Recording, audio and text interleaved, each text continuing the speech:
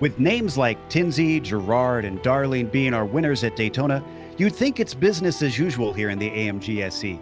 But the only thing that seemed to be typical in the first round is the unpredictability this series puts forth.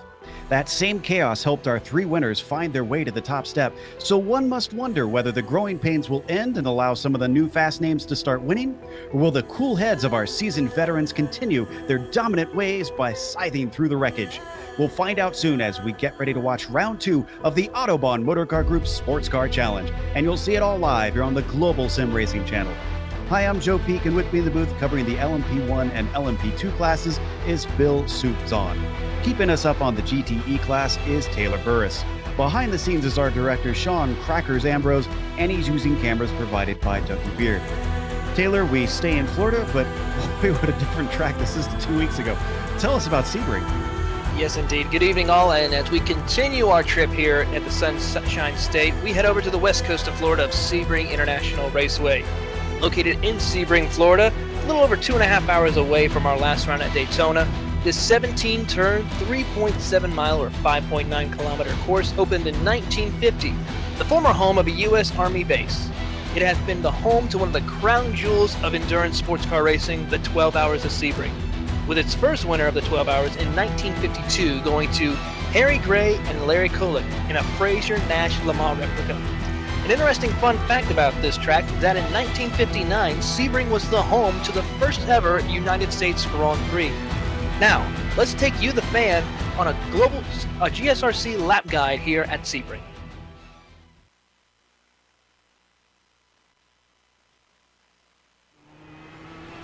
All right, we've got Amjad Yaman in the GSRC 4 GT, so let's do a lap around Sebring.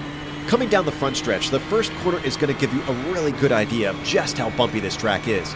And this car can be a little shaky on entry into these fast corners, so expect any passing moves to be kind of hairy on both sides.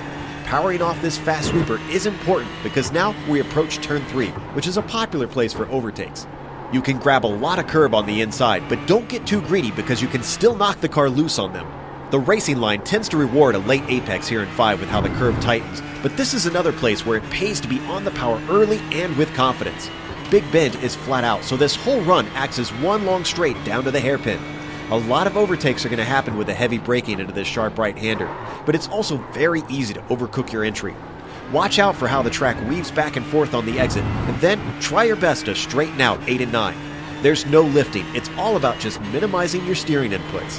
But hold to the left because coming up is the braking for Cunningham. This is another place where you can expect a lot of passes, but it's also another place where the curb to the inside is a bit tall and can be nasty depending on how hard you hit it. Same with the run here through Collier. Don't get greedy on those curbs because the Armco is right there to collect you. The braking for Tower requires you to flirt with the edge of the track, and sometimes you'll see cars spin off when they dip a wheel into the dirt. A lot of dust and gunk is going to get dragged onto the track when drivers go wide in the exit as well. Bishop is flat out, so just try to round out these 2 apexes and then hold the car off to the left for the best line into Jean Debienne. It's important to keep on the racing line through here so that you can set up wide for Le Mans. This is perhaps the most critical corner on the track because it dumps you onto the Ullman Straight, which is the longest acceleration zone of the circuit. Even if you get a good exit, your competitors might be able to grab onto your slipstream and get a run towards sunset. But I wouldn't recommend trying to go through here too wide. It's incredibly bumpy, and the curved braking makes the car very unsteady. Square off this exit so that you can really put the power down. Be careful not to drift into the grass on the left, and then, as you cross the line, you've now finished a lap around Sebring.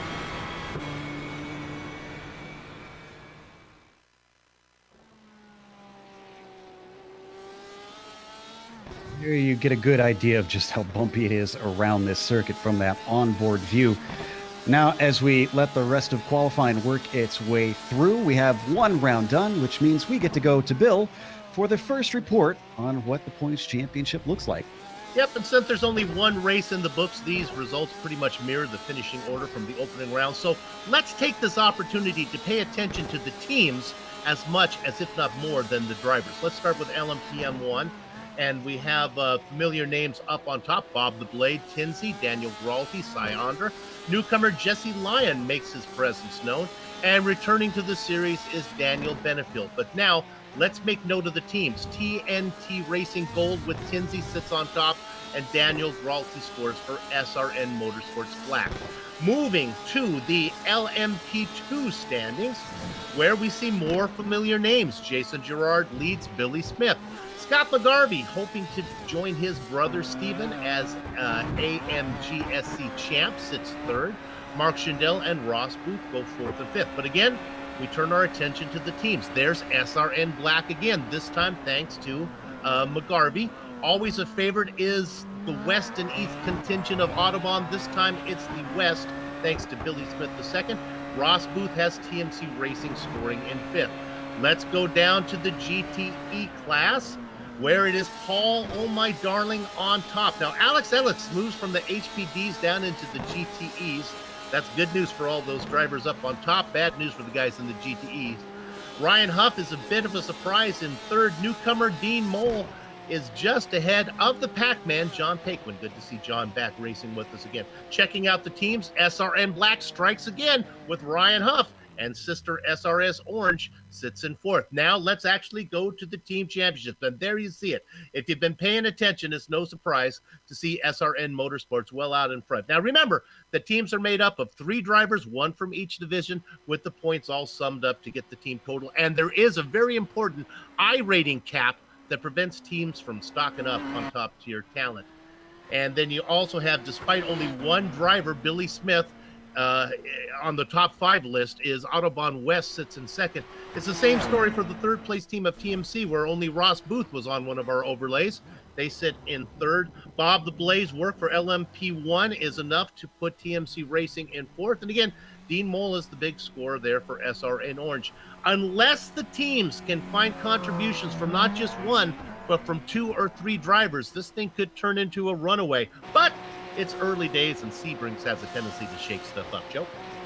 Oh, yeah. I am pretty certain it will be shaking things up. It's a bit frantic. Maybe not as frantic as what we saw last week in the first round. And, well, if you missed that first round, and this is your first time watching the Autobahn series, Taylor, why don't you fill our guests in on the race details? All right, yes, indeed. This is season 7 of the series we have tonight. Round 2 of 14. The race distance is about 60 minutes long, or 1 hour, and the setups are open so the drivers can make any adjustments that they need to help improve the car's handling and speed. But there is a little bit of restriction on the fuel, so that means they will have to come in to take several pit stops throughout the race. The incident cap's at 24, so drivers need to be careful on making sure not to make too many mistakes, otherwise they will be disqualified and unable to continue during the race today. So hopefully that gets you kind of a picture of what's going on here in round 2 and what we're facing. Right now out on track, they are having what is called the last chance qualifying. If you've never watched this before, basically they split the qualifying into 3 parts, 1 for each class.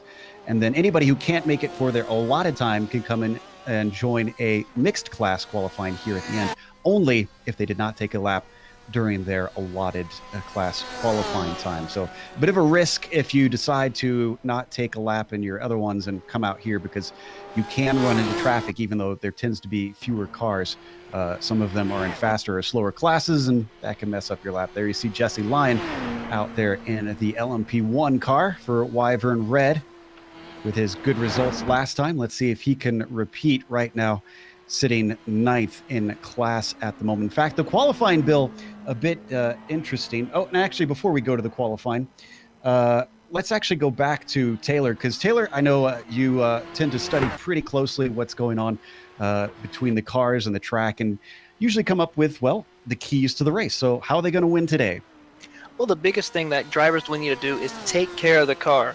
This is not like the smooth pavement that we had at Daytona. In fact, this track is rough, it's bumpy, and it's going to make the car uneasy, and suspension is going to be an issue, as well as tire wear. So drivers are going to need to take care of their cars and watch out to make sure they don't make too many mistakes. Another thing is this track has a lot of tight corners, so very difficult places to pass and set up passing opportunities. So drivers need to make sure that they hit their marks and then commit to the passes, as well as our GT drivers need to keep an eye out for those faster prototypes, and they need to make sure that they give those guys plenty of room. And also, another thing is to keep an eye out on is that pit exit and turn one. We've seen in the past how there is in even real world racing and in here in the sim that many issues could happen with drivers colliding coming off a pit road or those coming into turn one. So drivers need to keep an ear out for their spotters and keep their eyes wide open, so that way there will be no chaos for them after the race. Thanks for that, Taylor. There we saw on track also Mark Kudrowski in his Porsche GTE, working his way around with Lyon at the moment. And before I interrupted myself, Bill, I wanted to talk about the qualifying. Some names that conspicuously out of place. Ulmer seems a little bit farther down than we would expect, and also names such as Paul Darling kind of out of place too. And in that same class, Jeffrey Ooms only in third as well. Now, Ooms, we're talking in the GTE class. He just crushed this division last season. He's struggling here today. Darling, Darling's never the best at qualifier, so he's stronger. Watch for him in the back half of the race. But you got to go up to John Ulmer. Now, remember, he's always was racing in the HPD. He's moved up here into LMP1s. If I think the HPD was like a pair of wide fit Skechers, it was really comfortable, and he did well. This new car here is like 4-inch stilettos for him. It's not comfortable, and it's not a good look for Ulmer, but maybe you can get it figured out. Yeah, qualifying 8th out of 10 drivers. Well, 11, I should say. Jesse Lyon has qualified. So 10 drivers in that LMP1 class. I do see that Mike Young took some practice laps, but he hasn't put a qualifying time in, so I'm not sure that he will be taking part in the race. Another feel-good story, though. Billy Smith has it on pole over in the LMP2s, but he does have Jason Girard hot on his heels. And, well, Girard won last round. Billy Smith couldn't quite make it clean to the end. We'll see what a new week and a very different track brings there as we take a glance at Smith. Just behind that LMP1 car, he's in the green HPD. And, well, Taylor, it's you got to have a bit of a taste of what this series is about in that first round. So with those impressions and with what you've seen, I mean, you've done a lot of driving in those GTE cars. What are you expecting in that class out here? Do you think it'll be a lot more chaos like we saw last time, or do you think it'll be a lot smoother? I think tonight will be a mixed bag. We never know what's happening. The track is going to be a key factor for these drivers. The cars are going to be bumpy. They're going to be moving around a little bit. But I think these drivers will be able to, since they got those, shook the rust off of them from the round one, I think people will be a little more smarter, a little more calmer, and just race the track and then start racing each other a little bit later on in the race. So I think tonight we'll see a nice, more smoother pace for these drivers.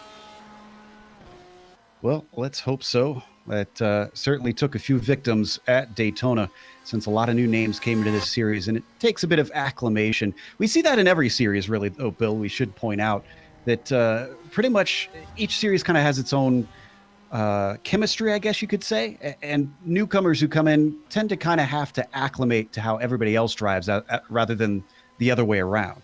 Yeah, and you look at newcomers and you never can tell. We're talking about Jesse Lyons. He did really well, and Lyon did really well in the LMP1 class. He's sitting 6th now. I was looking over the names here. I got to go down to the one that Taylor is covering, the GTEs. How about these names? Bradley Haley, almost a championship last season. Alex Simonic, really fast. Jeffrey Ooms, a champion. Paul Darling, Stephen McGarvey, a former champion. They're just loaded down there. And poor Leif Peterson sitting down there in 6th with all those names in front of him. Man, it is loaded down there. Oh, and Bradley Haley's story as well. Not just close last season, but the season before. Twice in a row, Yep. He was nipped at the end. And, this season, obviously, he did not start out as well as he would have liked, but he could always get it back on track here in the second round. He certainly put it on pole and has made a good case for turning things around. We'll have to wait and see if the race holds something different for him. There's also some big names up in your class up there in the LP1s. Dennis Servretic, who did great in what was the GTD class last season, but seems to have decent pace, but not as dominant as we saw him in the slower cars. I think Servretic is actually the champion, nipping out Haley in the last race. How about this guy coming back? Jason's Deep Freeze DeVries sitting there in 2nd behind Cy Onder. Yeah, Benefield too coming back to the series, loaded up there as well. And checkered flag is out, so we are letting the drivers finish their hot laps. Then we'll go through our starting order. And DeVries coming back certainly raised some eyebrows, not just pre-season, but after the first race, he was very fast, and here in qualifying, because Andra and DeVries much faster than any other cars. It's 4/10 back to third place from DeVries, which is Robert Tinsey, surprisingly enough. So Andra and DeVries traded pole a number of times in that qualifying. Again, we'll go over that in just a moment as we're just waiting for, I believe, Kudrowski, the last one out on track. And since I believe we should be able to get through most of the field before he gets there, why don't we start on that grid call? Up on the pole, Cy Andra managed to take it by less than a tenth over Jason Deep Freeze DeVries. I expect quite a titanic battle for this race if neither of them drops out early. Robert Tinsey will be starting in the second row in third position next to one of his old rivals in previous seasons. They didn't get along that great, Daniel Benefield. Let's see if time has healed those wounds. He'll be in fourth. Dennis Servretic will be in fifth today. Next to him will be Jesse Lyon. Again, just impressed with the way he's quietly come in and just rifled off laps and given himself good results. Daniel Gralty will be starting in seventh with Mark Wilson behind him in eighth. John Ulmer, we already covered his poor qualifying. He'll be in ninth. Lionel Duprat, we believe, will be the last of the LMP1s. He'll start in 10th. Bill? Each season that goes by, Billy Smith's dominance in the Cadillac that we saw many seasons ago continues to fade. It's good to see him back getting it together again up on the pole here for LMP2s. Ahead of Jason Girard, Scott McGarvey in third. James Stacy and Sheldon Rosenbaum. Rosenbaum picked up his first career win last season. Mark Schindel and David Sockrider. Carter Kundinger, he's always fast. Jimmy Hume, Ross Booth, the veteran down there. There's Jason Lundy coming over from the Championship Motorsports Series. Good to see the Puffin driver coming over. Alan Haysbett, Kevin O'Keefe, Sean Reese, and Chris Pence round out that class. Taylor? Starting on pole position for the GTE class will be Bradley Haley in the 428, followed by Alex Simonic and Jeffrey Ohms, teammates of the Bushfinks. Last round's winner at Daytona, Paul Darling, will come into the fourth position in class, followed by Steve McGarvey, Leif Peterson, and Ryan Huff. Paul Lindsay will follow in 34th overall, followed by Dean Moll in 35th overall position. Giuliano Romagnola, who had a tough week last time at Daytona. Hopefully he can get his head in the game and push forward. Tonight he'll be rolling off in 36th overall position. Samuel Scott will be in 37th position overall, followed by Dave Hill, Kevin Santana, and Scott Corbin. Hopefully they have some good runs here tonight. They'll be starting 39th and 40th overall. Emmanuel Igiri and Dale Green will round out in the 41st and 42nd positions, followed by Mark Kradowski and Matt Owens. Robert Stalenka and David Henry will start 45th and 46th overall. And then rounding out the rest of the field, your last row, Shane Hunter and DB Bowman, rounding out this 48-car field. There you see they are currently gridding up. Everybody making their way out to the start finish straight, and then we will go for a pace lap since it is a rolling start in this series. And we've got some time to do our traditional question. We'll start with Bill. Who's your picks for today? Hopefully they got the grid sorted out this time so they don't have to do that extra lap. Yeah, that was fun last time. All right, I'm looking here at Andre De Vries and Tinsley's. Tinsley's in third. My gosh, it's hard not to pick about him. I'm going to go down with Daniel Benefield. I think it's time for him to pick a win. Go down to the driver in fourth. Into the LMP2s. Oh, my head says Jason Girard. My heart says Billy Smith. Let's go with the ticker. Billy Smith the second for the win. Taylor, what do you like? Well, for the GTE class, I really like how Paul Darling, not really good in qualifying, but always knows when to push it towards a race. Paul's going to be someone I'm really going to be watching tonight, as well as another driver to watch is Simonic and Ulms. Those two, they need redemption after last round at Daytona. So those are going to be the three drivers I'll be watching in the GTE class. As the Mustang pace car takes off here at Sebring to lead them around. And we get to see them work their way through all the bumps and twists and turns of this classic old track here in the U.S. One of the more famous, I would say, road courses here in the United States has seen all kinds of drivers from around the world compete. Really big names around here.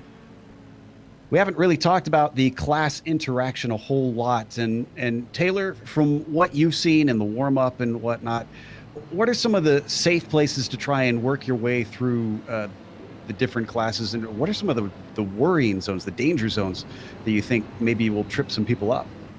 Well, some of the more easier places for these drivers to pass is especially, the back straightaway here at Sebring, Sunset Bend, and even Turn 1.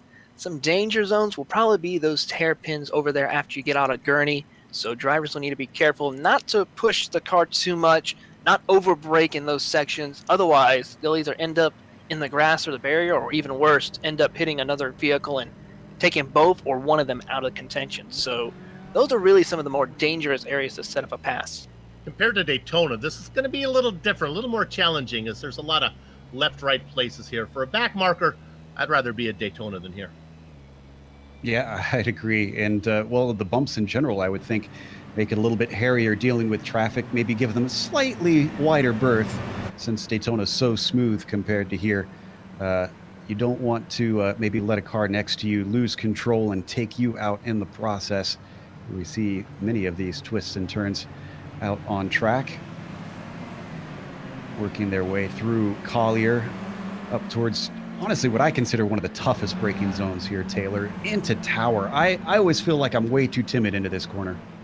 Tower turn is really an interesting corner. If you know where to brake your car and find that braking point, you can make up a lot of time through there and have a lot of speed to go through there.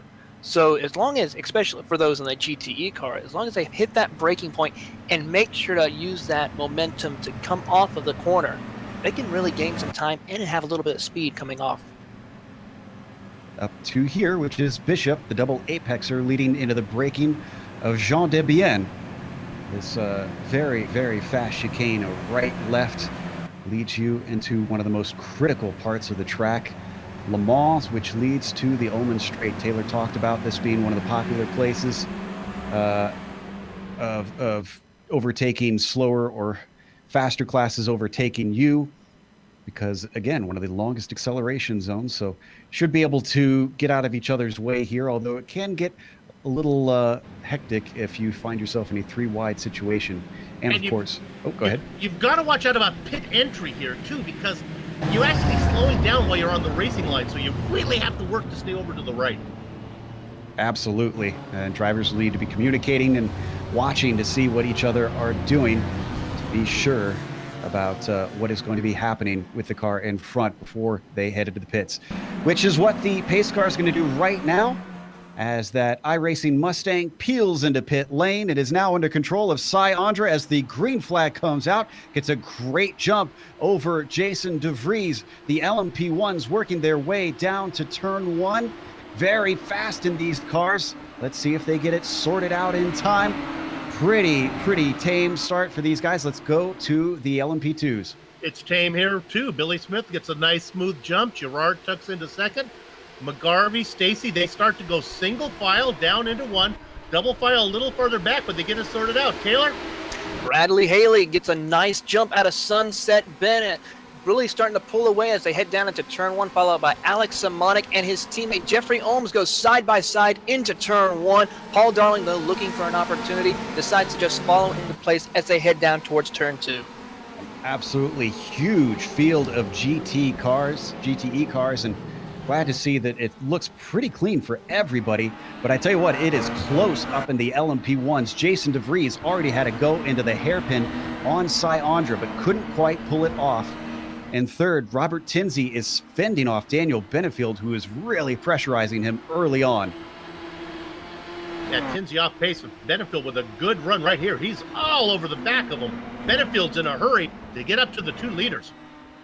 Took a little look into Jean Debian, but could not quite pull it off. He's got Jesse Lyon, who doesn't seem to be trying for the slow and steady pace this time. He is just right on top of Benefield. Oh, and we had a bad exit from DeVries, because here comes Tinsey swinging by him for second place. Does he have it, though? Oh, spinning to the inside. Problems for DeVries. It looks like Benefield's going to have to scatter to the outside to try and avoid him, but still manages to overtake, losing multiple positions. Jason DeVries has a horrible end to the first lap. And Jesse Lyon had to get off the gas. That's going to allow Dennis Serbrenic to go around him.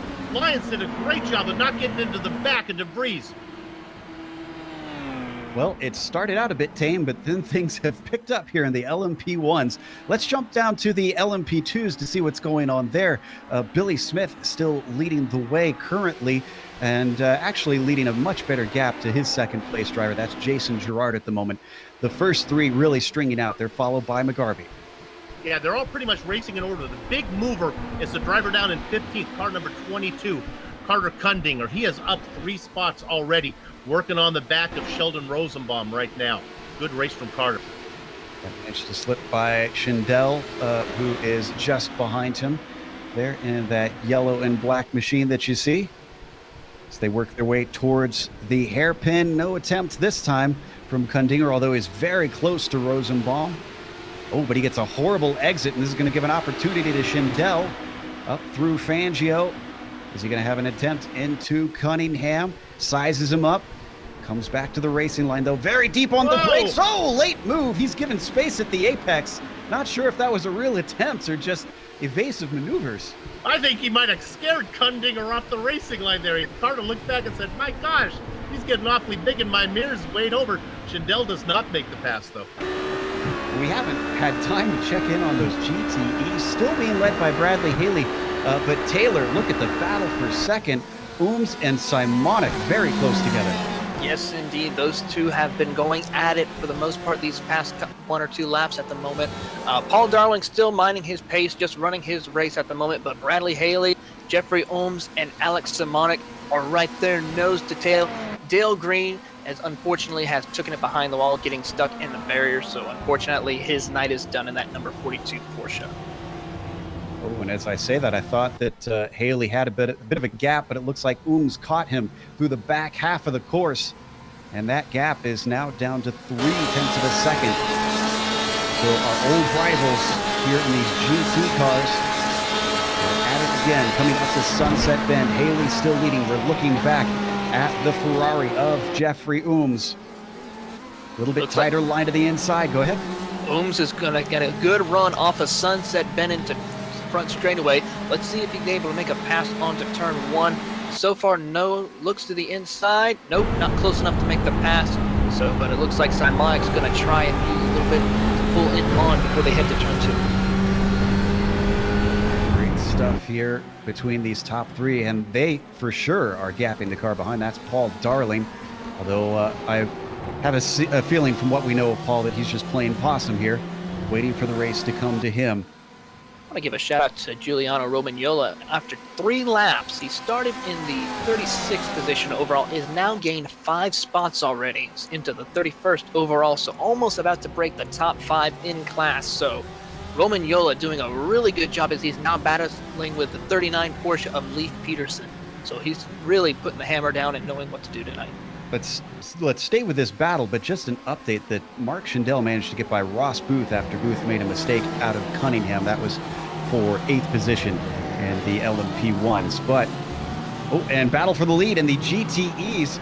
Ooms is looking to the outside of Bradley Haley into Tower. Yep, as they head down the Flying Fortress State, Ooms was not able to get the power down and get out of there. Haley's starting to pull away a little bit as they head down towards Bishop Bend. Looks to the outside, not able to close enough to make the pass as they head down into the next head down. It looks like, though, that Simonix is able to come in now as they head into Lamar Corner, down the Ullman Straight. Beautiful line that they were able to all three hold on, and now it's time to see if that draft comes in effect. Wow, Ooms has got a fire lit under him at the moment, already making multiple attempts at Bradley Haley. Last time, Haley a bit wide here at this corner, coming through Sunset Bend, and for the second time, a little bit of a different line, but this time it's Ooms who actually is wide on the exit, so they're going to stay in order. Your leader, Haley, second, Ooms, third, Simonic. And in the meantime, Jason DeVries, he was in the pits for some reason. I'm not sure what happened.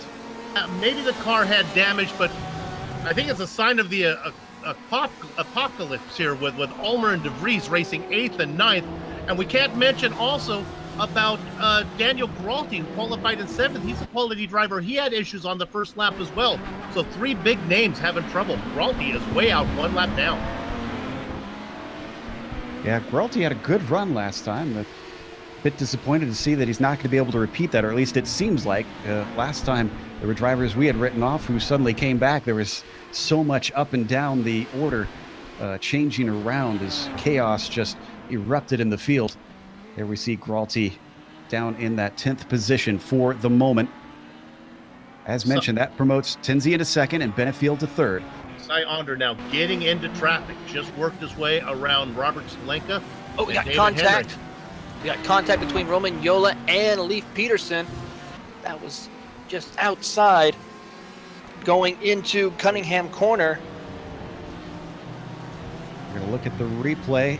Looks like Roman Yolo, as we pull this up, coming up to Cunningham, just had himself a good run. And he's going to stick it on the inside, you'll see. And unfortunately, I think maybe Leif needed to leave him just a little more room. Yeah, just a little bit, but still, I'm surprised that no other serious incidents happened after that. So very good job for Peterson to keep it back out to where no one else would make contact with him. Oh, and in our LMP2s, there was more contact. Ross Booth with David Sockrider into the first turn, and actually they had another car involved in it. That was Jason Lundy. There we see the results of Booth. This was in turn 1, so it looks like roughly about 40 seconds ago that this happened.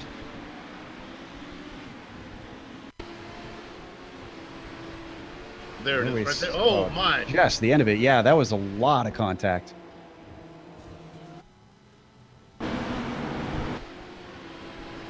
Just door to door through turn 1, and unfortunately, they couldn't stay away from one another.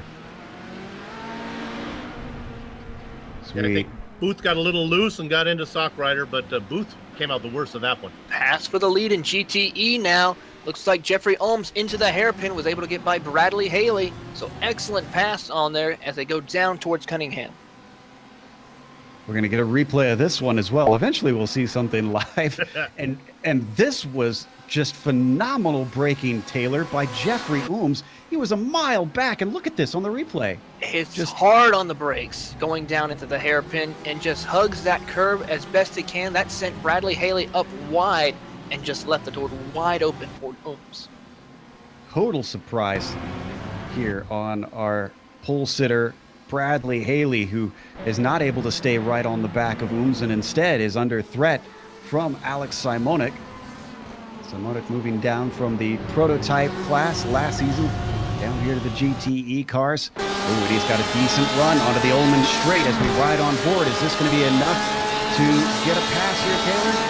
I don't know. It might be close. He might be able to outbrake him into Sunset Bend. He might look to the inside. No, not close enough. He's going to try to still hold down towards the wall off of Sunset, but here comes one of the prototypes of Robert Tinsley And Andra giving him a pass for the lead in that class. Tinsey just made the pass in traffic. He got held up, but here comes Andra back on him. Trying for it into turn one. He's got the inside. Tinsey gives him room. And wow, look at Andra carry the momentum on the inside. That was phenomenal stuff. And gets away with returning to P1. He is not going to settle for second this time. And this is, I guess, a sort of rite of passage here in this series. But Taylor, you'll find that it's very hard to avoid the ever-present Tinsley mistake. By the looks of it, so far, no mistakes at the moment for Tinsley. As we got it now, let's see here. Close battle for second between Haley and Simonic. Oh, but we're still on a battle for the lead. Is coming back at him around the outside of Cunningham. Robert Tinsey giving a go at Cy Andra. They're going to be side by side through Cunningham. Very dangerous to do this. Little bit of contact. And they get through anyways. And that one was done on pace. The first pass that Tinsey made was on because of traffic, but that time Tinsey got there and is working him. This is a great battle between Andra and Tinsey. Neither one wants to be in second. Wow. After that first win, and didn't seem like he really had the pace early on. We thought that maybe Bob the Blade is also like Omer out of his element, but he managed to get the win anyways, and he's got the slipstream here down the Ullman straight. Looks to the inside into Sunset Bend, thinks better of it, ducks back in line. But today's race certainly makes it seem like that was no fluke. Tinsey has found his feet in this car. Andra now getting the run out of Sunset. These guys are about 2.5 seconds ahead of Benefield. Benefield's got pace. He just can't get through traffic like these guys can. Meanwhile, LMP2's sixth place in a very tight fight. In fact, almost a bit of a move from Schindel there, Bill. Yeah, and now this has been going on for a while. Remember, we talked about Rosenblum ahead of Kundinger. Kundinger's been running them down. They got slowed down, and now here comes Schindel as well. Oh, a little bit loose there from Rosenbaum. And Kundinger as well, coming off the corner. As Rosenbaum starting to stretch away from these two as they duke it out way late on the brakes for Schindel. We saw that earlier. I think Schindel might maybe running a little bit higher wing than Kundinger's car. Yeah, which makes him fast, which gives him good lap time, but it makes passing tough because the places that you're fast, some places that are hard to get around with. Drops back a little bit down the Ullman straight, tries to collect himself. Meanwhile, sounds like we got a battle for second and the GTEs. Yes, Alex Simonic going down towards Cunningham Corner, makes the pass on Bradley Haley. This brings Paul Darling into the picture, so we now got a three-car battle between two Porsches and the Ferrari in P2. Heading down towards the hangar straight. At the moment, no position gained right now, as Simonic is now your new P2 driver. This kind of surprises me, Taylor. Haley put it on pole and pretty decently, but he's been dropping back since the race started. I mean, what would you attribute this to from what you've seen? It could be a difference in the setup adjustments with the car. It could just be the way the car might be in the first start of the race. Maybe the setup is for more of a long run type deal instead of these short runs. So as we now have an issue with Giuliano Romagnola, looks like he has failed through connection issues and is unable to connect. So looks like we have some issues with connection issues as well with our drivers tonight. Disappointing to see for Giuliano, especially with the pace that he was showing early on in the race. But we watch this battle for second continue. Even though Haley has been overtaking, he's holding on and trying to get himself away from Darling, who, as we said, bit of a sleeper here, finally coming back into things. His pace really, really just hides the incredible driver that he is. Yeah, I've raced around Paul Darling in several other series in the past, and the man really knows how to drive these Ferraris. Very quick, very focused on making sure to hit his marks, and just stays out of trouble. Always one of the top front runners in these types of GTE cars. Sounds like we've had a change for position up in the LMP1s. Bill, what's the story? Yeah, while Andra and Tinsey are worried about each other, they better keep an eye in their rearview mirror. Jesse Lyons got around Daniel Benefield. Lyons now up into third. Remember, he qualified way back in sixth, so he's coming. And we had an accident about 40 seconds ago in the LMP2. Sheldon Rosenbaum spun it into the wall in Sunset Bend. Kundinger had got around him, and he was trying to get it back. This will be good. There's Kundinger in the, I'm going to call it silver and red car. He makes the pass. And then poor Mark Schindel, what an evasive maneuver he had to make. Watch this. Car goes one way, then the other. Woo-hoo! And actually, Schindel's not sitting on his laurels. He's just overtaken Carter Kundinger. He sure did. Well then, Mark Schindel very much in a hurry in this race. He's got himself up into 5th. Boy, but Kundinger was coming, then he decided to put the brakes on. This action that's going on between Schindel and Kundinger, and now that Rosenbaum's out of the picture, does not mirror what's going on. Billy Smith and Gerard McGarvey, they're all just nicely racing. We had an almighty accident maybe a minute, maybe over a minute ago in the LMP1's. Lionel Duprat, I'm not sure how, but he hit the wall in the front straight, and the car almost cartwheeled down the track. Let's see if we can find it. This was Lionel Duprat we're trying to find here. That looks like his car right there. So this is on the front stretch, so it might be a bit of a ways from where this is in the replay. He's in Bishop here right now, it looks like. Give a shout out to Mama Jean. There's a little Mama Jean on there. Mama Jean Racing not back this season, but put a little Mama Jean out there. She's watching.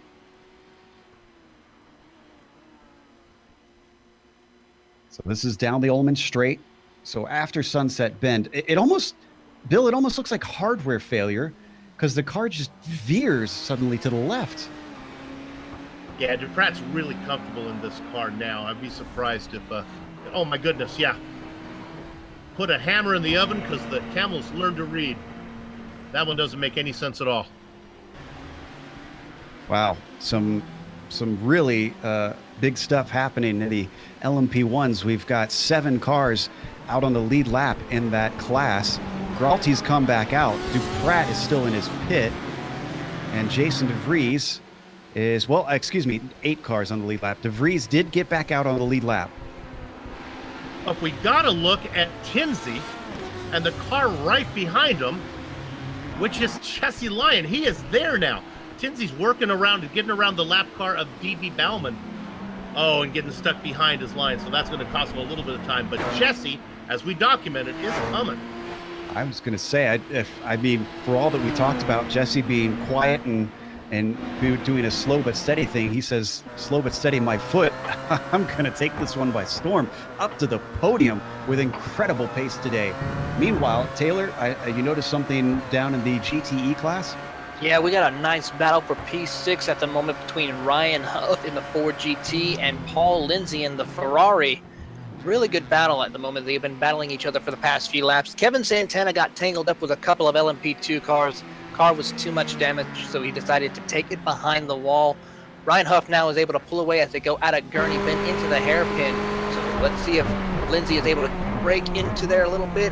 Nice close run, hugs that curb, but looks like Huff gets a real good run out of hairpin corner as they head down. And that's some big disappointment for Santana because after that first round, he was leading the AM Championship, which is limited to these GTE cars this season. Up into the LMP2s, the lead starting to close in there. They must have been watching the broadcast. They heard me talk about how well behaved they were. Well, now Gerard's coming. A lot of this is based on traffic. They have Scott Corbin ahead of them. But look how much Gerard has closed in. He's got about 2 seconds back to Scott McGarvey. We can stay on this battle. Another name that I want to mention real quick, James Stacy, racing in 4th in this class. Very quiet, but very smooth. Billy Smith held up a lot by Corbin coming through tower. Jason Gerard had nowhere to go, though. He's going to hang behind him as they swing through Bishop. Loses that ground he has just gained. So last race's winner, trying to hunt down the lead from Billy Smith, who desperately wants to return to his championship ways. Keep in mind that there still are a pit stop to be made by well. All of our drivers, well, most of our drivers.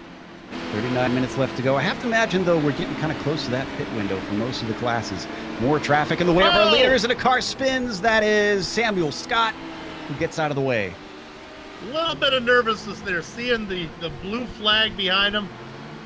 And honestly, you get offline in Sunset, that's not really a place, you don't practice that racing line, so it doesn't surprise me. Yeah, new bumps that probably could have taken you. Yeah, oh, that definitely looked like the bumps took him out as the car was just clattering around as soon as he came into the corner.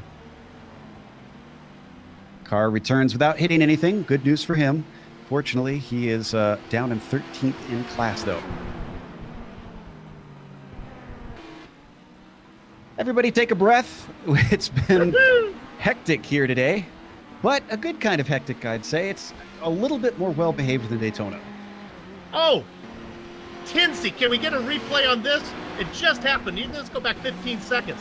I thought he was lost it here. He was getting into the LMP2 leaders, and he just put the car. Yeah, I'm not sure where he was going. Emmanuel Tejera got a face full of his gearbox, that's for sure. And that was right in the mix with Smith and Gerard are in there as well. We come back live. Jesse Lyon. Oh, Jesse Lyon now hot on his heels as they actually almost shoved the car of Dave Hill off the track. And Bishop, my goodness, Tinsey might lose second place here in a bit. That's Billy Smith. They're trying to get around. Smith says, go on, guys.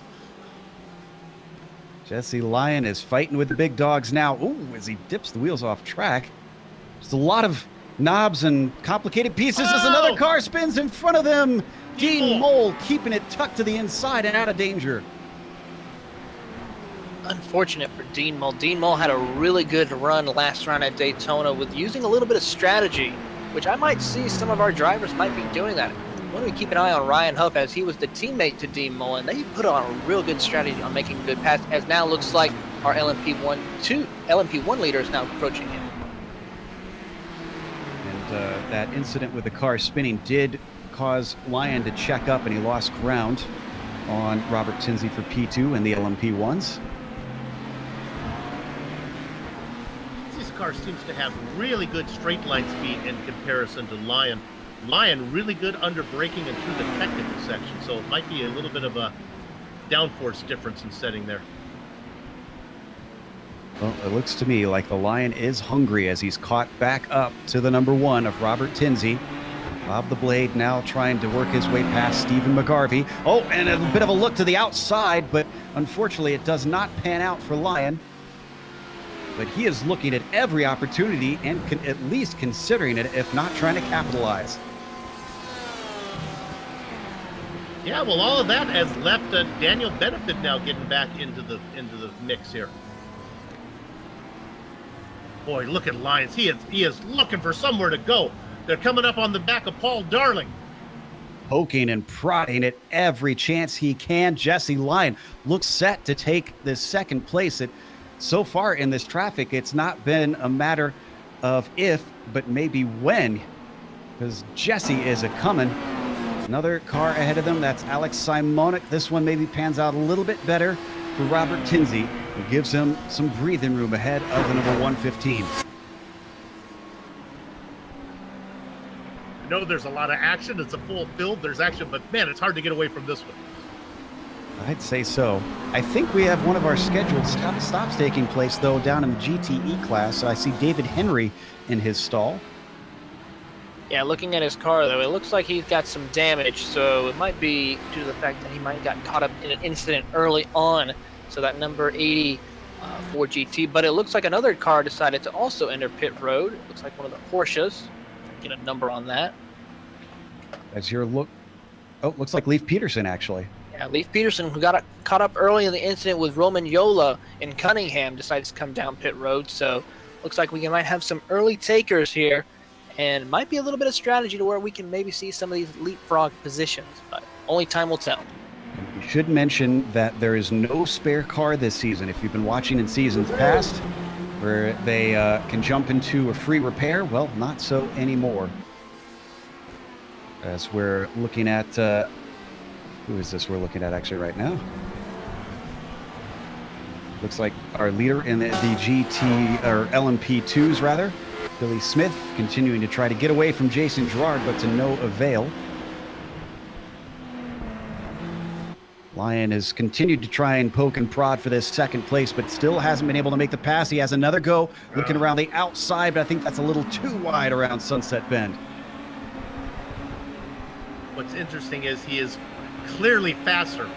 Once he can get around Tinsey, he's got a real shot to try to run down Anderman. He's working everywhere. The problem is Simonic often. Go ahead.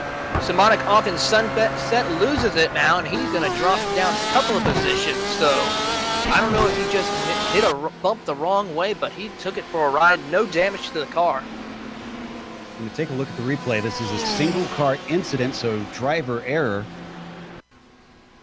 It looks to me almost like he turns in too early and then kind of realizes his error, but when he corrects, that's when the car gets loose. Just too late on there and just sends the car around. Thankfully, no damage to the car, so he's able to get back out. Not missing anything in the leaders of the GTE class. Haley, ever since he got overtaken, Ooms is back to his old ways. He's 5.5 seconds ahead of his nearest rival. And the leaders have all got through both the GTEs and the LMP2s. Here comes the pass for second. Oh, come on, you're bugging me now. Come on, Jesse, make the move. You know what, though? I think I'd have to say this is Jesse being smart. He hasn't done anything too risky. He's stuck his nose in there, but when it seemed like maybe he's going to be covered off, he's backed out of it. I think he's waiting for the sure thing. Like maybe right now, as he comes up along the outside once again here in Sunset Bend. It doesn't work. Just can't. Oh, but look at the over-under here, possible. Look at that. Beautiful move. Textbook pass by Jesse Lyon to get himself in a second place. Now, can he leave Tinsey behind? Yeah, he's long gone now, I think. He learned from last lap. He tried it on the outside all the way around the wide side. That didn't work at all. So he did the over-under. Nice move. Now you got to set your sights on Cy Andra, up by 6.3 seconds. Is Jesse Lyon the dark horse we should have been watching this whole time? Here we thought the podium was just him making a good, decent race. But, I mean, at this pace, he's only 6.5 seconds behind Andra. I mean, this is potential race-winning material someday down the line. It is, and another further note with Jesse Lyons. Jesse Lyons placed top 5 in his split during the 24-hour of Le Mans over the weekend. So he's still got this LMP1 car fresh in his mind. Meanwhile, we take a glance at the LMP2s. Jason Gerard is now caught up to Billy Smith.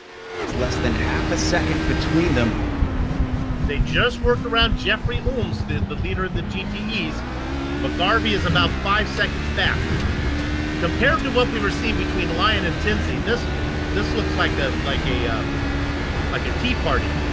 Smith and Gerard, just very nice. But we should mention, these are two very fierce fighting drivers who know how to win and who want to win. Gerard, multiple-time winner, hasn't taken a championship yet, I don't believe, unless my stats are wrong there. Smith has won a championship, but as Bill mentioned, it's been a long time now. And he's putting himself in a good position here today. He did get a second place at Daytona. See if he can go one step up the podium. You can stay here just so I can report that John Ulmer had to put it in the wall a little bit. That car's damaged. So DeVries, Ulmer, and Gralty racing 7th, 8th, and 9th in class. Well, being down here in Florida, he's probably off to enjoy a pineapple pizza. So, as we watch our leaders work their way around Sunset Bend, a little bit wide there for Billy Smith, but Gerard not able to capitalize as they come down the front stretch. And Tinsey not only passed by Lyon, but Benefield's now caught him. Here he comes. Boy, for all his threatening for the lead on Andra at the start of the race, things have gone south. Does Tinsey maybe have some damage somewhere on that car? This is unusual. You read my mind there. I would like him to come in, even if he doesn't finish on the podium. We'd like to find out if the car was healthy if he just wasn't feeling it.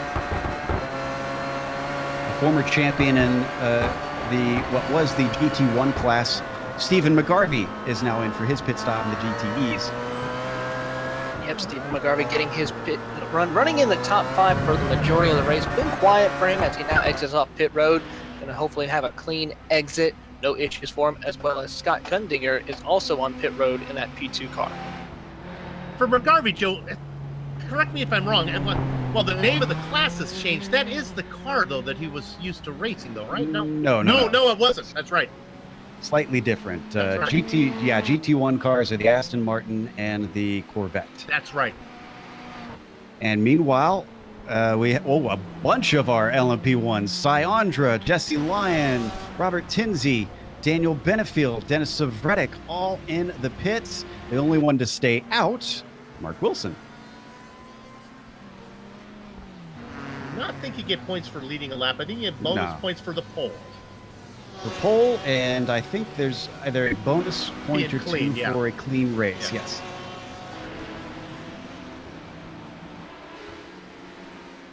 Lyons comes out in ahead of all those guys. Yeah, into third where he was before. Now, these drivers do have. Did he cross the double white line? Yeah, but Benefield jumped Tinsey in the pits. So Tinsey now, currently it says 6th, but it's really 4th overall. So it looks like Benefield won't have to worry about trying to get by him anymore, as long as he can keep ahead.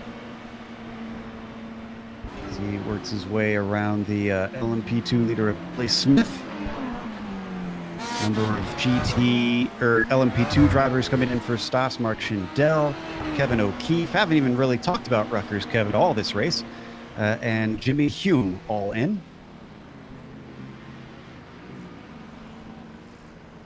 Apparently, to the disappointment of his fans, I'm sure, but to the pleasure of Kevin O'Keefe, he said he had stopped streaming the last race and had a very good time. Enjoyed himself a little bit more, he said. Well, I'll join the fans that are disappointed in that, but we're happy he did well. Sounds like Dean Mole has pitted. Things a little bit mixed up right now as we've just passed that halfway mark. We'll run you through the top 5 once all the cars in each class is pitted so that they're back in running order.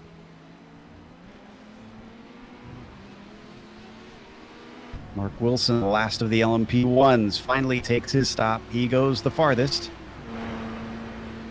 See, Gralty has pitted as well. This is this Gralty's first stop or second stop? Well, Gralty had issues, so I'll take a quick look to see if he's good to go from here. Yes, that's his second stop, his first legitimate one.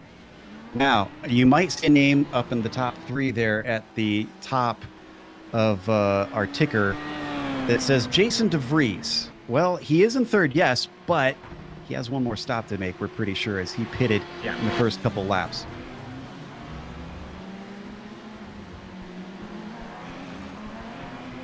So this is not a legitimate third place for Jason DeVries, who will slide down the order. But I will be curious to see where he recovers to once that second stop is done. And with 26 minutes of racing to go, I don't think it's unreasonable to give you this interval. 5 seconds between Andra and Lyon. What I've seen Lyon do, he can race. And LMP2 leaders have had a change. Gerard pitted earlier than Billy Smith, and he has come out well ahead. It is a big gap, 3.7 seconds. Billy Smith has got to work on his pit strategy a little bit if he wants to pull one over on Jason Gerard. Well, this is interesting. Smith was actually 0.2 of a second faster in the box, but almost 2 seconds, over 2 seconds from cone to cone slower. As we're watching Dave Hill, there's a battle for position in GTE. Paul Darling, Alex Simonek for third in that class. And I think Simonic's going to come out the best. They were side by side for quite a while. Yeah, Simonek is starting to work his way back up through the field now as they go down the hangar straight. Really good show that Simonek had, even after that spin. but we probably won't see these GTE leaders coming in until about probably 10 to 15 minutes left on the clock. So we probably won't be seeing them anytime soon making their trip down to pit road. Darling not giving up on him as they come out of Le Mans. They got our LMP2 leader coming up. Oh, and Jason Girard spins into the wall. Onto the Element straight. He gets it going once again, but Billy Smith returns to the lead in this dramatic development as we go to the replay.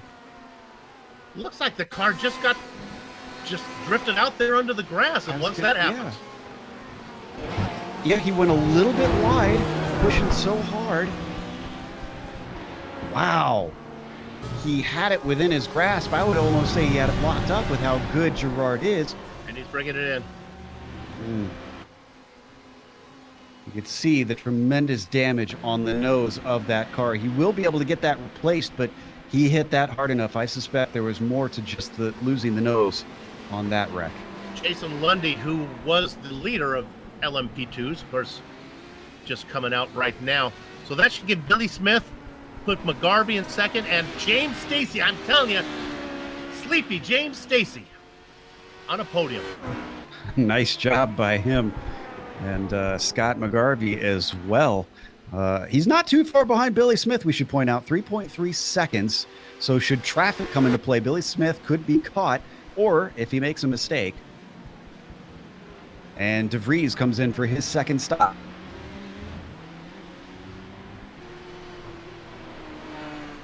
As I said before, the one thing that is consistent about the Autobahn Motorcar Group Sports Car Challenge is its unpredictability. 14th in the LMP2s has O'Keefe and Alan Haysbeck in a little bit of a tussle. This is 6th in the LMP2s. This is 14th overall, excuse me. Car behind them. Yeah, that was letting Andra by the hard way.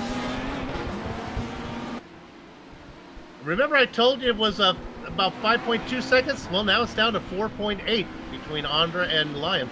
So much of that, though, is traffic and when you catch it. And you have to wonder if Andra's maybe playing it slightly safe here, just trying to make sure that he gets home. Because I have to imagine he's got to think that I've got pace over Lyon. I outqualified him by a number of spots. So you see a car go wide in the background there. Probably listening to the broadcast. He saw what happened to Jason Girard while leading. Doesn't want that to happen to him. Mind the gap. Developments over in the GTEs. What's happening down there? We have our Bradley Haley, our pole sitter, and running pretty much top 3 all night long coming down pit road. So he is the first one to blink as the rest of the fields in the GTE class just keeps on going by. As far as our front runner, it is still Jeffrey Ohms all by himself. He's got his own zip code pretty much as Alex Amonic takes over in P2 and Paul Darling to round out your top 3. There we see him returning to the track now. Haley's Comet. I'm sure he won't want to miss out on a championship for a 3rd season in a row. We'll see what he can do to try and get his car back up there. That car we saw off ahead of him, that was Robert Sklenka. That's a lap down car. Looks like Scott Corbin has come in for his stop in the GTE. So has Samuel Scott. 21 minutes left to go. So, as we watch Corbin exit back out, one thing that I noticed that, Bill, you're noticing too, is P3 is not for sure in the LMP2s. Little by little, Mark Schindel has been gaining on James Stacy. Now, Schindel really wasn't in the mix early on. Remember, Schindel was back there battling with Kundinger and who else? Well, the Rosenbaum. The both are out now. But he's coming right now, looking for a legitimate podium spot. He's about a second back of Stacy, and he's got 20 minutes to get there. Our leader in the GTEs, Jeffrey Ooms, comes in, and it looks like others as well here, Taylor. Yep, Alex Demonic, Paul Darling, and look at that. All 3 of them lined up nose to tail on pit road, so this will be a good opportunity to see who gets off, as Ohms is first off in pit road. Still waiting to see what Simonic and Darling are doing. And still, no one is going off at the moment. So they both go off at the same time. Nope, not able to jump position. Paul Darling will be able, but still will be right on the bumper of those two, as Paul Lindsay in the 4th position is also coming down pit road as well. So a lot of developments happening now. And Steve McGarvey, who pitted one of the first GTE cars in the top 5 to pit, is now working his way up through the field. So his strategy might help out here. Simonik and Darling get out just in front of Bradley Haley. He tried his darndest, but unfortunately it looks like the undercut not working for Haley's Porsche. There you see him in the green and black machine just behind these two of Simonik and Darling. Guys, the gap to the lead, Syandra, it's down to a second. I don't know if Cy made a mistake or if he got caught in traffic, but Jesse Lyon, he's there now. This is just incredible stuff from Jesse Lyon. Cy Andra, one of the ones fighting for the championship last season, but with Robert Tinsey, Bob the Blade nowhere to be seen with Cy Andra, almost 12 seconds back from our leader. It's a newcomer trying to take it away from him. As, wow, closing in down into Sunset Bend, actually even has a look. How did he get that close from that far away just 2 corners ago? Yeah, I went back to see if Andra made a mistake. I didn't see one. I think the gap is just sheerly pace. Now they come up. Big wobble for turn 1. Cy Andra goes off track, and the lead for the first time this race goes to Jesse Lyon.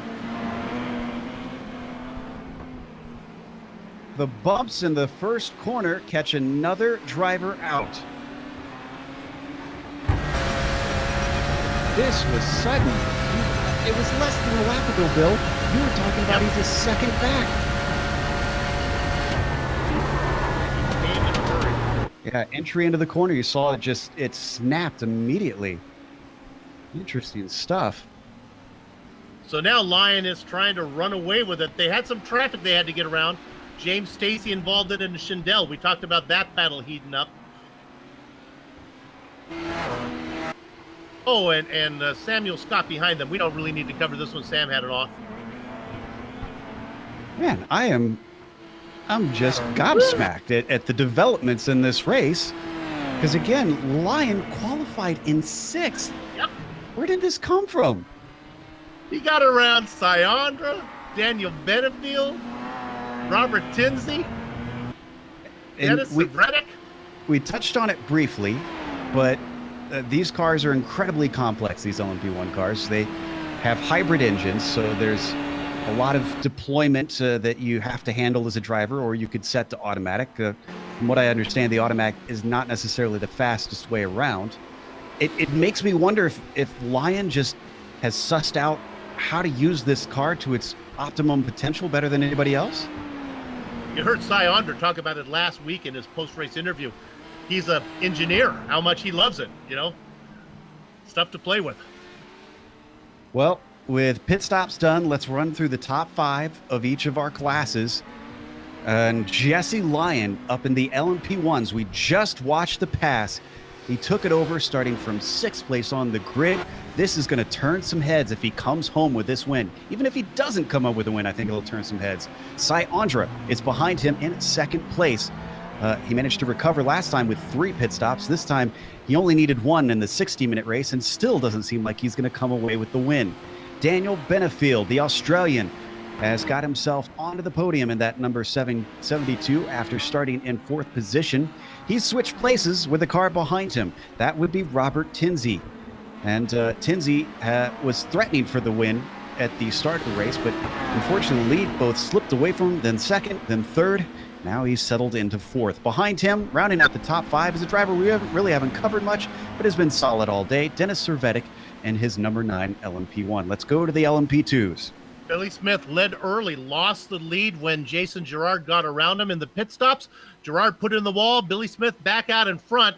Scott McGarvey has been following Smith around the entire race, sits 2nd overall. Then we get to the guy that has really been, I'm going to call him Sleepy James Stacy right now. That gap between him and Mark Schindel is now down to about a half a second. Mark Schindel is coming. Schindel currently racing 4th in class. And then a driver that has got no love from GSRC this broadcast, no screen time at all. Jason Lundy having a good run, up 9 spots. He's not our hard charger, but he's our hardest charger of anybody who's inside the top 5. And our current GTE leader, Jeffrey Holmes, who took the lead away from Bradley Haley early on in the race and never looked back. Looking for redemption after his round at Daytona, has pulled away to a magnificent margin over the rest of the field. His teammate in the number 250 Porsche of Alex Simonik, the California kid, was able to still hold on even after an incident of spinning out in the Sunset Bend, still holding on the P2.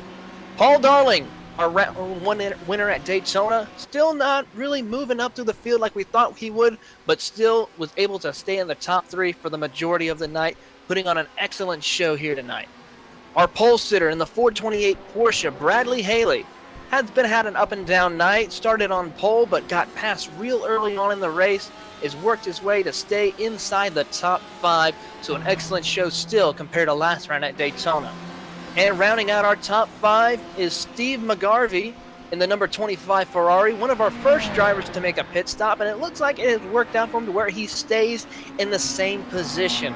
So that is your top 5 in the GTE class. And on screen, we're seeing the battle for second place as Benefield has run down Cy Andra.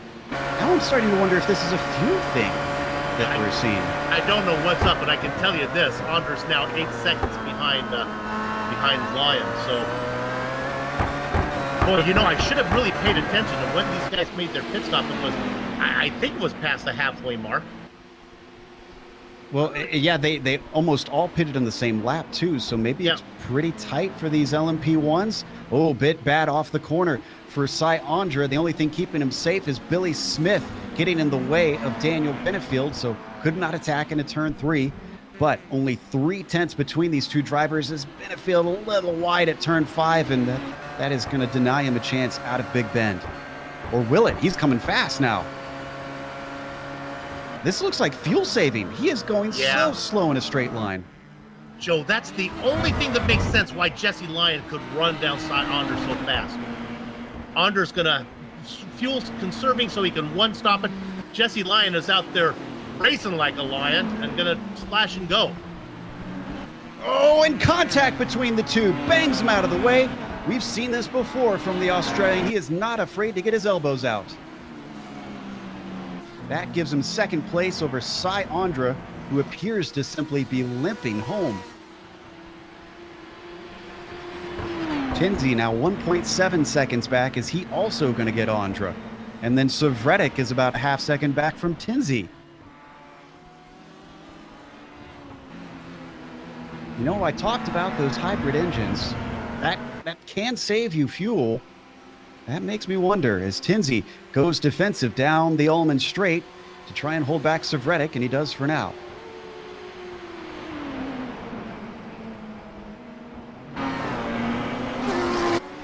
Around Sunset Bend, you can see the downforce allowing them to just swing by Robert Sklenka on the inside.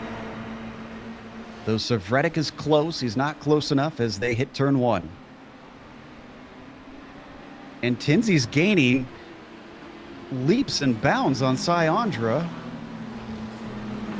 There's now, wow, you can see them in the same shot. That's Ryan Huff just splitting them momentarily. Something is seriously wrong with Andra's car at this point. After taking over the lead and then dominating for most of this race as he spins his way into the hairpin, catches the car. What is going on with that Porsche prototype? Yeah, I'm tending to get away from the fuel thing now. The car just doesn't look right. That unusual slide into turn 7 for Cy Andra. It's already lost about 3 seconds on Benefield. Tinsey's still working on him, trying to get by. Not missing anything for the lead of the other two classes. Smith leading McGarvey by 4.5 seconds. Ooms leading Simonik by 11.5 seconds. Ooms back to his old ways. As we continue to watch on screen, Tenzi leading Dennis Sevredek down the Ullman Straight. Both of them just behind Cy Andra, braking for the 180-degree right-hander. Can they close up through here? Can they chase him down? Good off the corner for Andra. And pass happening now down the front stretch. Andra once again very slow as Robert Tenzi streams by. Sevredek streams by all the way down to 5th place for the number 3 car. And Tenzi back onto the podium. Meanwhile, LMP2 is having a battle for 3rd. Or were. Well, it's... Whoa, what happened to him? Wait a minute. Yeah, they're separated now. Schindel had a problem. Oh no. What just happened? Out of Le Mans corner. This was about 50 seconds ago. He was literally a car length behind his prey. The car got wide out onto the grass, and then he noses it into the inside. And that touch to the wall is not going to help his straight line speed. Watch this. Almost a carbon copy of what we saw with Gerard. With Gerard, exactly. Wow. Well, he had been running him down, but Stacy can sleep easy now. We got to go to Sevredek because he is right behind Robert Tenzi. A bit of traffic held up Bob the Blade as they come through Bishop. Dennis now working his way up to the podium, seeing if he can get it away from our former champion. I guess current champion, we should say. I'm going to feel really bad if Lion needs to make another stop. I don't think he does. I don't think so. He hasn't been racing like it. Even if he does, 12 seconds. What's the splash and dash cost around here? I wonder. Right on board with Sevredek. Got held up a little bit. Bob the Blade gets himself some breathing room.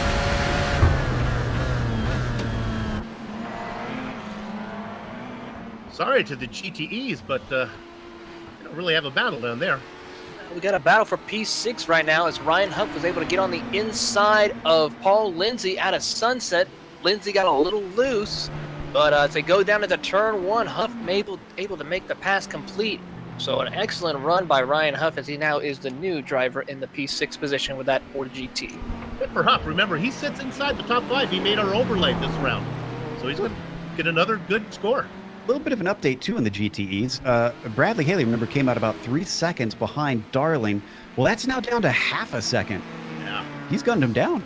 He is. Paul Darling, as they go down into Cunningham, is losing a little bit of ground from Simonic, but is now having to worry about Haley. So he's going to have to go on the defense as they head down towards Tower Corner.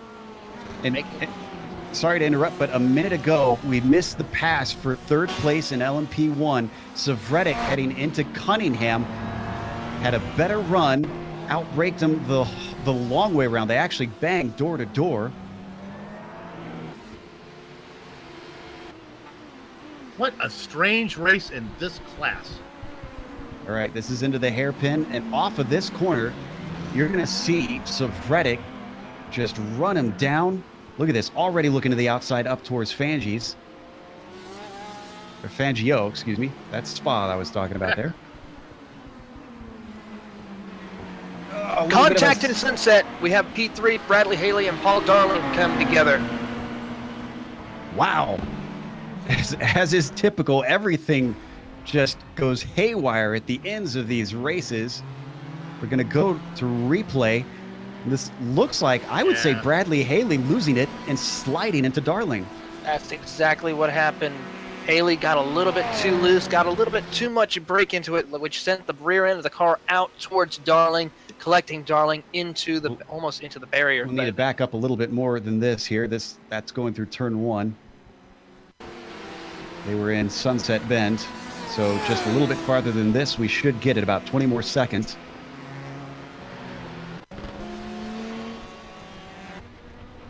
The good news, I don't think it cost either one of these guys a position.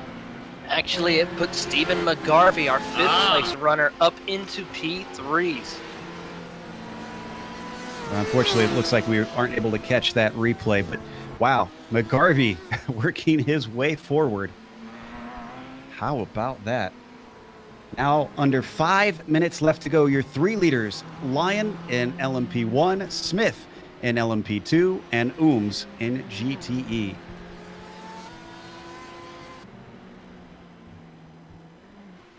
Ooms had to make a pass to get to the lead. Billy Smith had lost the lead. And then we documented what Jason Lyon had to do to get to the lead. So it has been no wire to wire here for anybody. It has been an ebb and a flow for each driver, it seems like. As we look at Billy Smith, who did start on the pole, lost the lead for maybe half a lap, didn't even cross the line out of the lead, and got it right back. And I got to say, after last round produced maybe a few frustrations, saw some drivers maybe have to get accustomed to how things run around here in the Autobahn series, I think this is a race that this series can be proud of. It was exciting. It was a bit frantic at times, but not in a bad way. Not sure if John Ulmer is going to think that, or Jason DeVries is going to think that highly of it, but as far as a fan goes, yeah, it was good.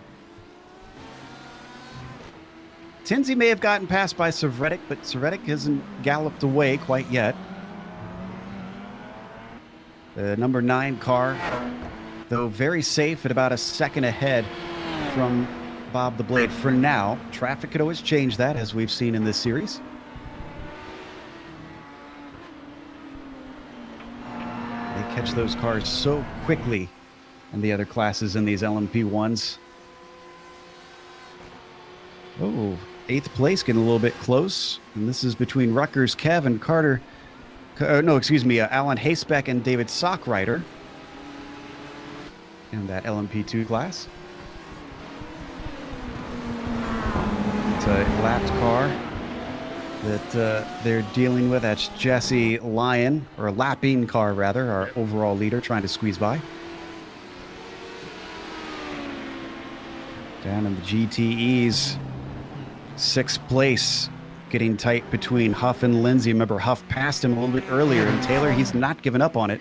No, Lindsay has been all over the rear end of that 4GT of Huff.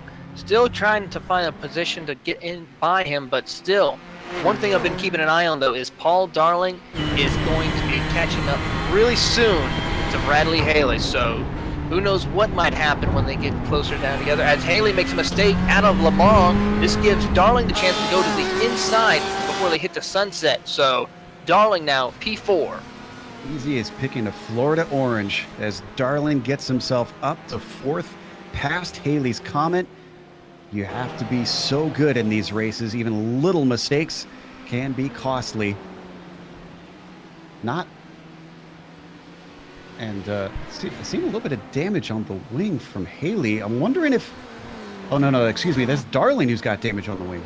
Yeah, Darling has a little bit of damage to the wing, the rear, and let's see where else he has. Nothing on the nose, so he's okay there, but a little bit of issues probably for handling in the rear of the car with that damage that he got from Haley. So you can only imagine him trying to make sure to sling that car around through some of those tighter corners. And Bradley's a good guy. He wasn't going to give Paul a hard time that second pass. Yeah, that's true too. Now, as a minute 25 on the clock when our leader crossed the line with the LMP1s doing about a minute 39 laps, well, that means Jesse Lyon with his 13.5-second lead is looking at the white flag. Benefield looks nowhere near to being able to take this one away from him.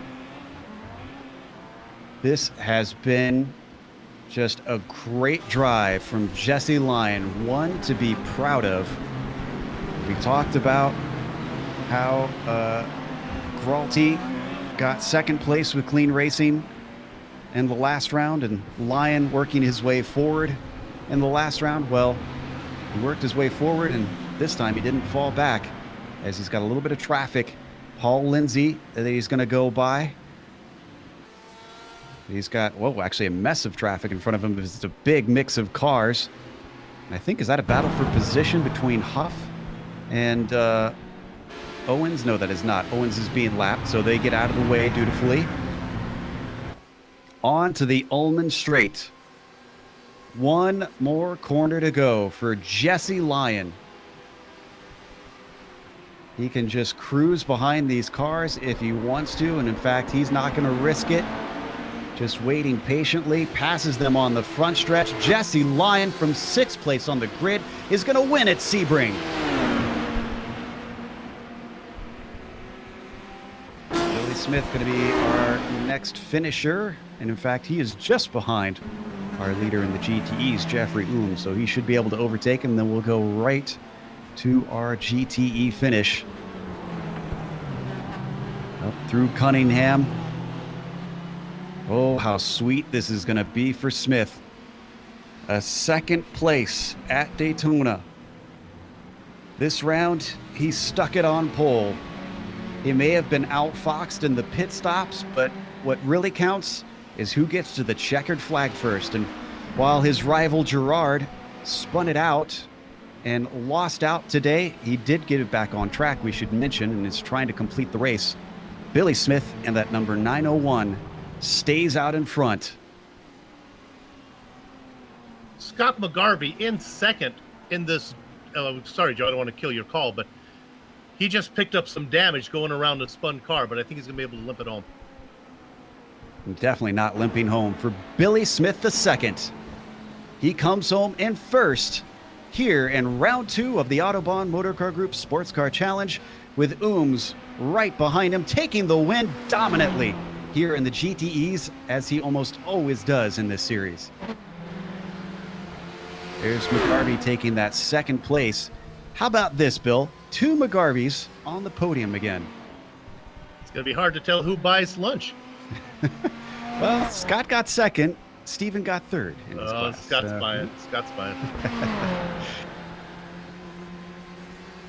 You see Steven, former champion in this series, coming home and for his independent team, or non-team, I guess you could say, here today. So as the checkered flag is out, the rest of the cars streaming their way across the line. We're going to take a quick break here on the Global SimRacing Channel. We'll come back with the unofficial results as well as driver interviews. And stick around, because if you watch on screen, you're going to see all the upcoming races here on the Global SimRacing Channel.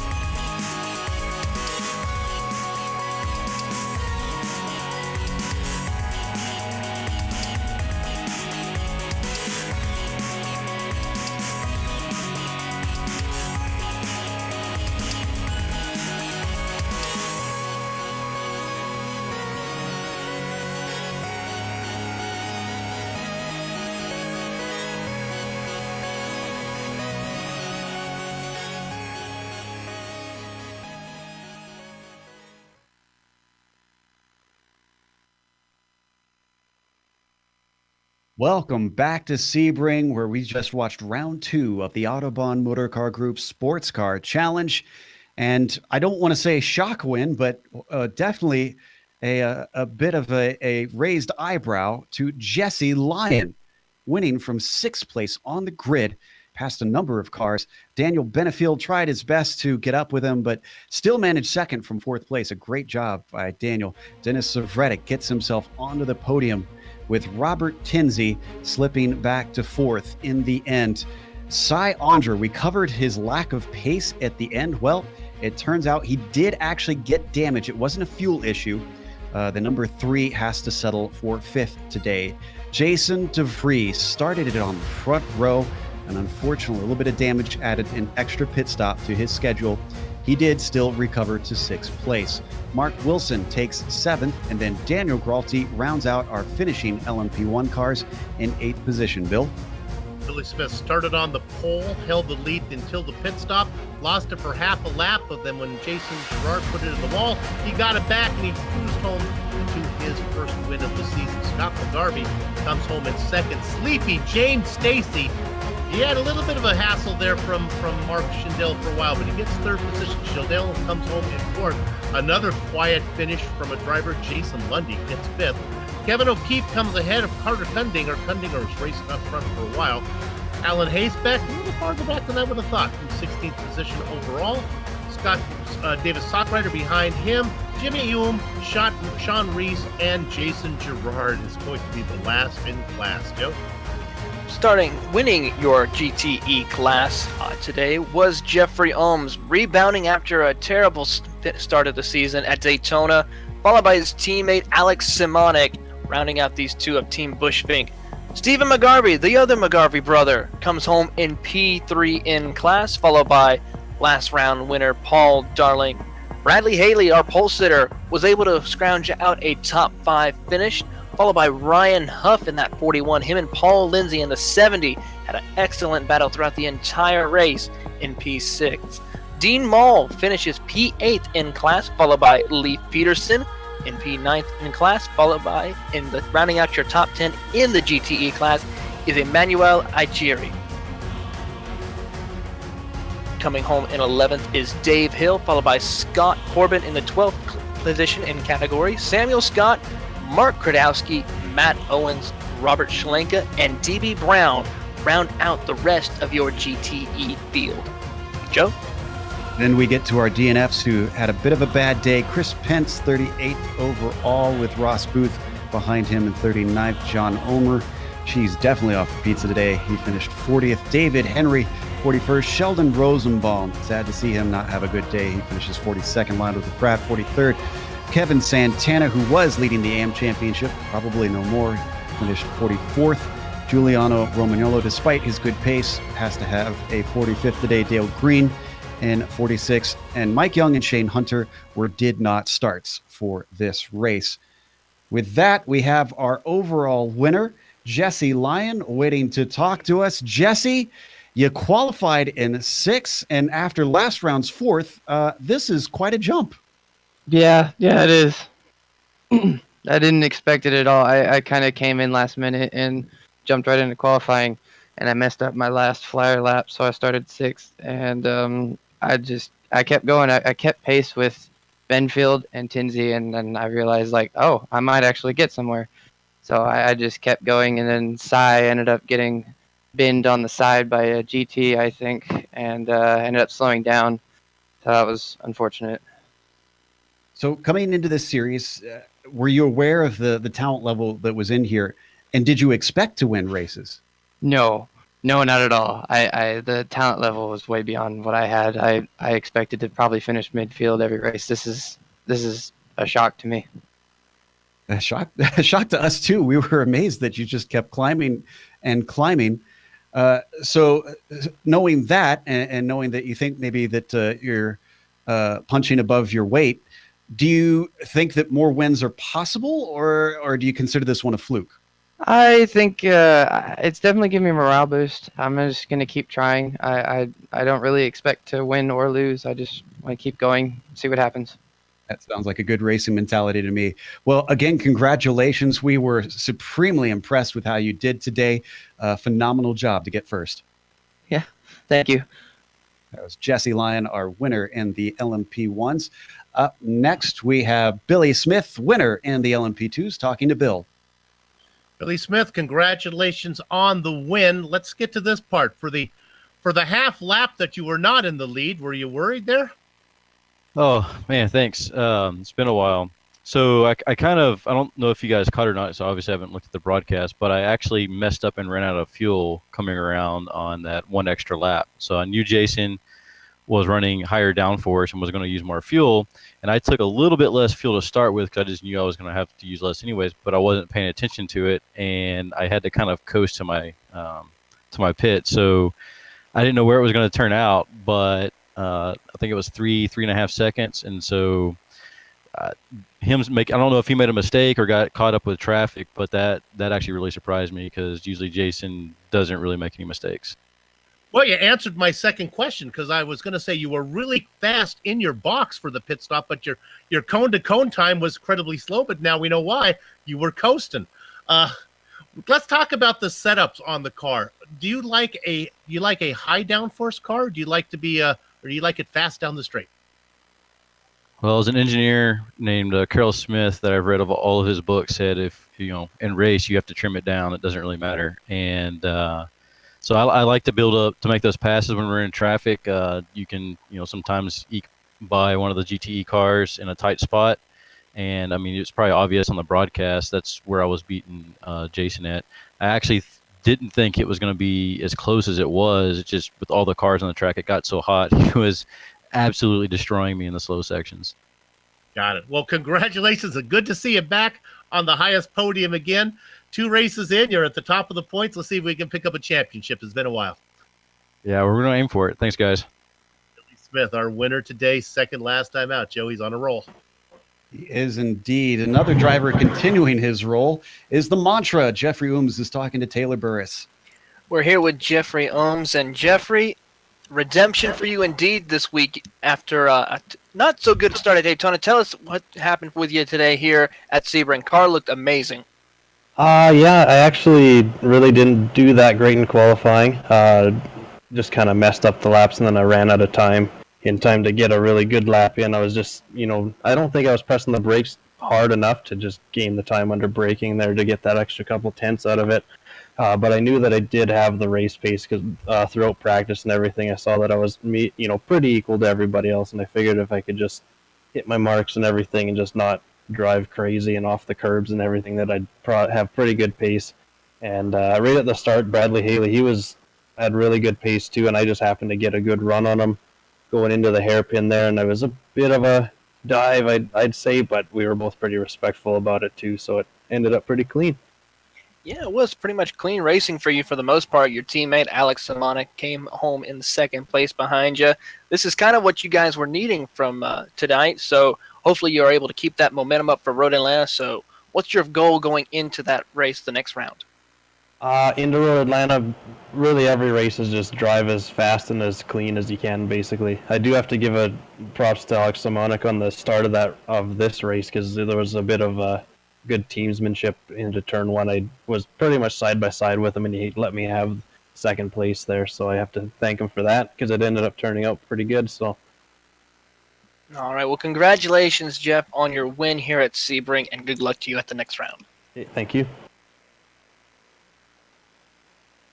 Finally, we have Cy Andra, who finished in 5th place at the end of the day, even though he put it on the pole. And Cy, it almost seems like 2 races where a win was potentially there and 2 races where it slipped through your fingers. What are your thoughts after that one?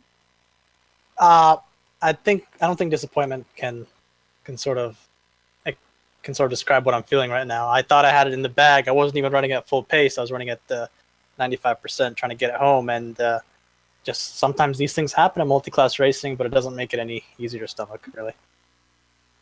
So last season, you missed out on the championship. What are you thinking in terms of potential this season? Can you bounce back from these 2 races? Obviously, a 2nd and a 5th isn't bad per se, Is a championship still possible for you? Oh, absolutely. We still have basically the entire season ahead of us, and I think there are a couple of tracks that I will do very well on, namely Le Mans and some of the more European tracks. I think I'll do well on because I went top split in Le Mans this last weekend, actually. I did very well there. So I think there's a bunch of tracks coming up that I think I can take wins on and then sort of get those points back. And not to mention the 2 drop rounds that we get. This is true, too. So that will definitely help you out as time goes on and we get a feel for the shape of things. One last thing before we go. Next round being at Road Atlanta. What are your feelings on that? Do you consider yourself strong there? Oh, absolutely. I think it's a good track for me. The only issue is it's going to be very, very, how do we put it? Interesting in traffic, especially down those S's, I say. Oh, yes, that is true. Well, we look forward to watching that. And again, commiserations on a 5th place today. Can't wait to see you in 2 weeks' time. Same. That was Cy Andre, a 5th place finisher here to close up here as we finish up our interviews. That was the last one for today. So as my script, which has unfortunately closed on my iPad, and I have to open it up here again, a little behind the scenes for you as it's finally getting to where I need to be. Yeah. No, the app crashed on me, so it's not my fault. But we want to thank, of course, the Autobahn Motorcar Group for sponsoring this race, this series, we should say. And also thanks to John Ulmer and his team for continuing to do all the work they do behind the scenes to make these races go off every other week. Thanks to the companies that provide the software and hardware for our broadcasts are listed on your screen. And additional thanks go to Eric Ekholm and June Lalonde who provide our wonderful music. See the screen for how to get a hold of more of their great work. Thanks to the team today, Bill, Taylor, Sean, and Dougie. If you'd like to find out more about GSRC, including upcoming races, you can find it at globalsimracingchannel.com. You can also check us out on social media. We're on Twitter at GSR Channel, Facebook at Global Sim Racing Channel, and Instagram at GSRC_Graham. Don't forget, if you head on over to our YouTube page, there's a big red button that says subscribe, and if you hit that, you won't miss a moment here on the GSRC. As we mentioned, going down to Georgia for Road Atlanta, round 3. That'll be Monday, September 3rd at 9:15 p.m. Eastern. We also have upcoming races for other series listed on the screen, so check those out and mark them down on your calendar. However, until next time, race clean, race hard, and we'll see you on the track.